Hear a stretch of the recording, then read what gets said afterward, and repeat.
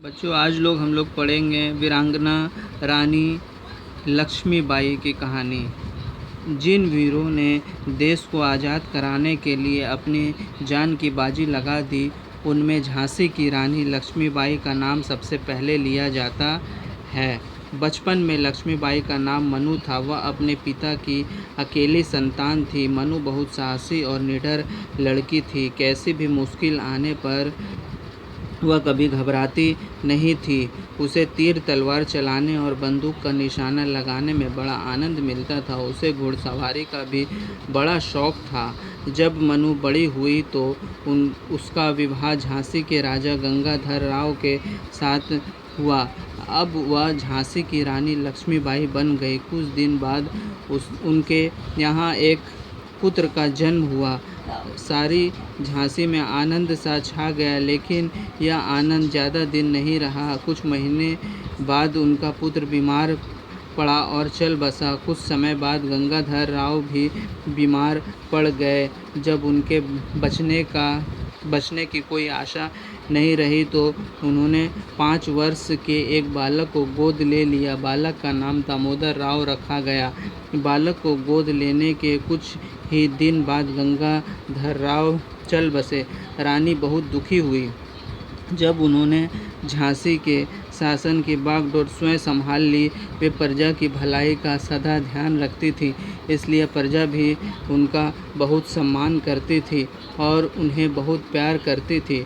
उस समय हमारे देश के बड़े भाग पर अंग्रेज़ों का अधिकार था।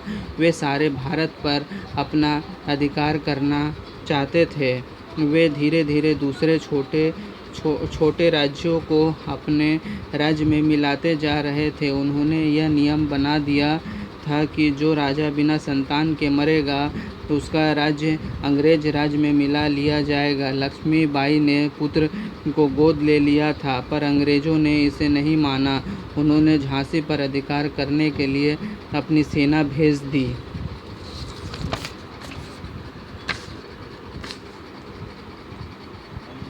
रानी ने बड़े साहस के साथ अंग्रेज़ों का मुकाबला किया। उनकी फ़ौजों ने अंग्रेज़ी सेना को मार भगाया। अंग्रेज़ों ने फिर 2 तरफ से हमला किया। रानी की फ़ौज ने शत्रु का डटकर मुकाबला किया। अंत में अंग्रेज़ी सेना ने झांसी के किले को घेर लिया। 8 दिन तक अंग्रेज़ किले पर गोले बरसाते रहे। वे किले पर अधिकार नहीं कर सके। उन्होंने झांसी के एक लालची और गद्दार सैनिक को घूस देकर अपनी तरफ मिला लिया। उसने रात में किले का गुप्त दरवाज़ा खोल दिया। अंग्रेज़ी सेना अंदर घुस आई। रानी तुरंत सारी स्थिति को समझ गई। उन्होंने अपने पुत्र को अपनी पीठ पर बांध लिया और घोड़े पर सवार होकर वहां से निकल गई। उनके साथ कुछ विश्वसनीय सैनिक भी थे। रानी के सैनिकों और अंग्रेज सेना के बीच कई बार युद्ध हुआ। रानी सदा आगे आगे रहकर अपने सैनिकों का उत्साह बढ़ाती थी। अंग्रेज रानी को अपने लिए बहुत बड़ा खतरा समझते थे, इसलिए वे जल्दी उनका अंत करना चाहते थे। उन्होंने पूरी शक्ति से रानी पर हमला बोल दिया, पर रानी ने साहस नहीं छोड़ा। वे जोश के साथ युद्ध कर रही थी और शत्रुओं को मार रही थी। तभी रानी के प्रिय घोड़े ने दम तोड़ दिया। वह रानी के इशारों को समझता था। रानी की एक प्रिय सखी भी बुरी तरह घायल हो चुकी थी। रानी ने दूसरा घोड़ा लिया। वह अपना घोड़ा दौड़ाए बढ़ी जा रही थी। तभी सामने एक नाला आ गया।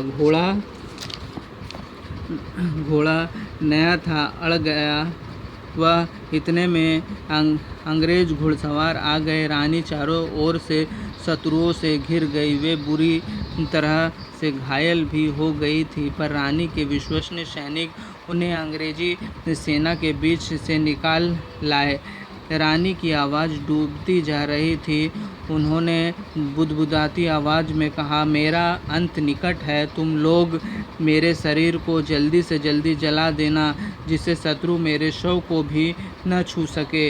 इसके साथ ही रानी ने प्राण त्याग दिए। झांसी की रानी की वीरता के बारे में अनेक गीत लिखे गए कवयित्री सुभद्रा कुमारी चौहान का यह गीत आज भी लोग बड़े जोश के साथ गाते हैं। बुंदेले हर बोलो के मुख हमने सुनी कहानी थी, खूब लड़ी मर्दानी वह तो झांसी वाली रानी थी।